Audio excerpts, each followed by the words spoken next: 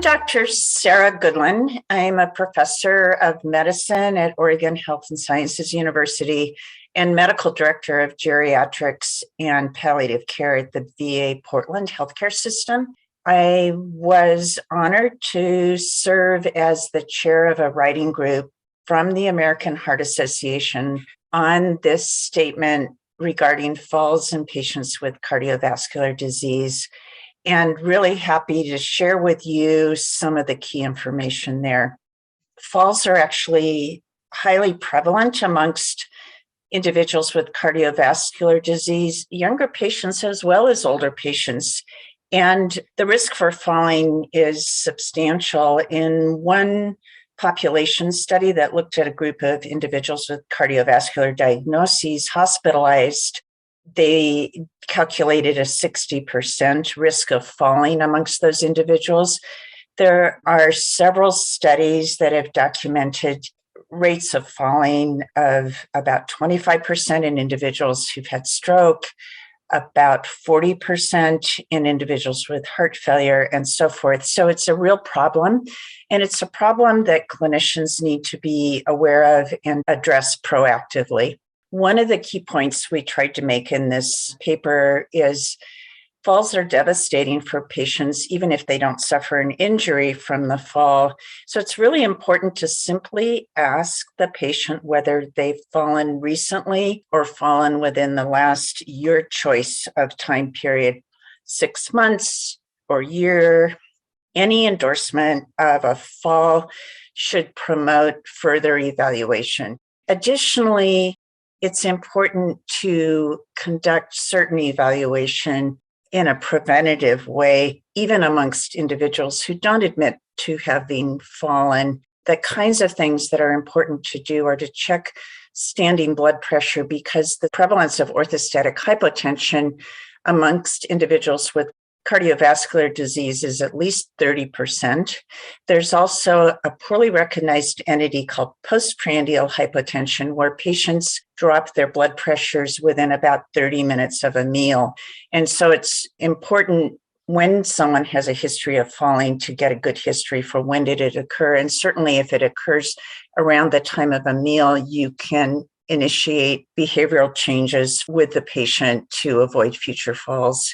In addition to checking orthostatic blood pressures, we recommend that you watch the patient walk and evaluate their gait. Any concern about gait or balance should precipitate a referral to physical therapy and occupational therapy for a further evaluation and consideration of interventions. Interventions to prevent falls might include exercise, both to address balance and also to address strengthening, because it's very clear that when individuals have lower extremity weakness, they're much more at risk of falling.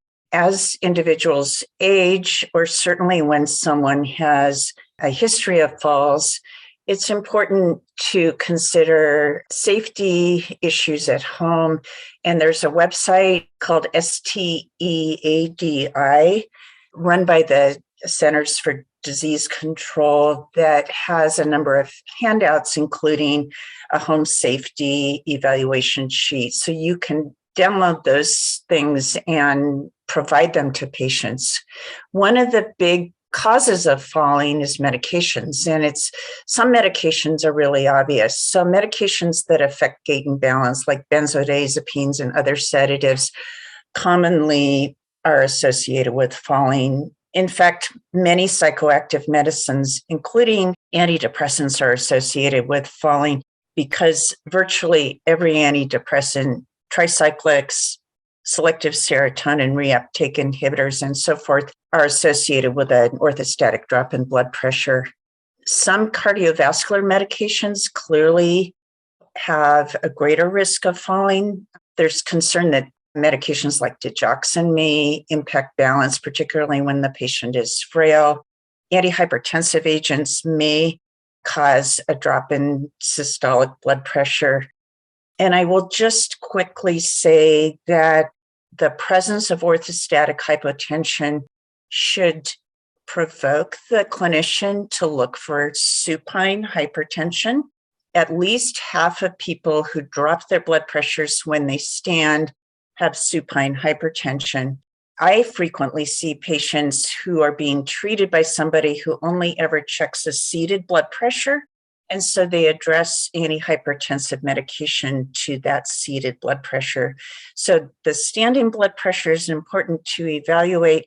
And then we know that treatment of supine hypertension actually improves orthostatic hypotension. So there are medication things you can do, such as dosing antihypertensive medications at bedtime. So the major effect of the antihypertensive medication is when the patient is supine. You can also use short-acting antihypertensive agents for that time frame. But there are also some mechanical things that can be done, such as elevating the head of the bed slightly. That alone can improve the baroreceptor response and decrease orthostatic hypotension, as well as decrease supine hypertension.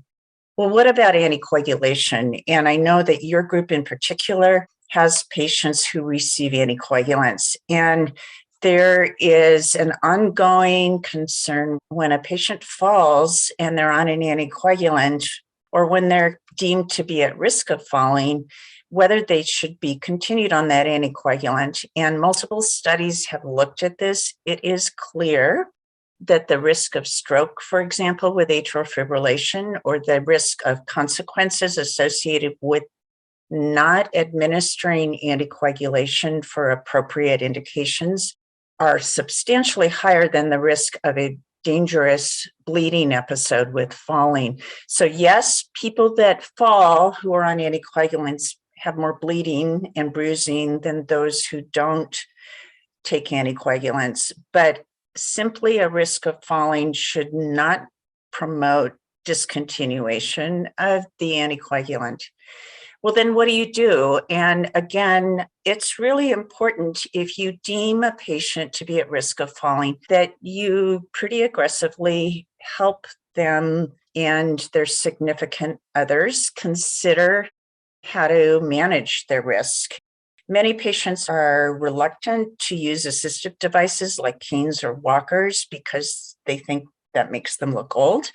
I tell patients they'll look a whole lot older with a hip fracture lying in a hospital bed than they do if they walk with an appropriate assistive device. So aggressively, if you will, referring your patients to physical therapy and occupational therapy to address gait and balance, and encouraging use of assistive devices is really important. And sometimes you need to actively engage in shared decision-making with the patient and their family. Many people who have fallen or had a near fall are afraid of falling again, and simply identifying that fear and saying, look, here's something that will help you. We can prevent a fall if we do these things, is very beneficial. We really, unfortunately, lack adequate interventional studies specific to cardiovascular disease to know exactly what we should be doing to prevent falls. So much of the statement that we wrote is gleaned from data in geriatrics and secondary analyses of studies. And there's a real need to look at a systemic approach to fall prevention. Falls occur in many different places. They certainly occur in the hospital when patients are in an unfamiliar environment. They also occur in familiar environments such as home. And so making sure that you're aware of fall risks, working with a team of providers, and trying to both evaluate medications, assess clear risks such as an orthostatic drop in blood pressure or a gait and balance problem, and then partnering with patients and the extended healthcare team is really what we need to do for now. Hopefully, in the future, studies will address falling prospectively, and we'll have even more information to help us. Thank you.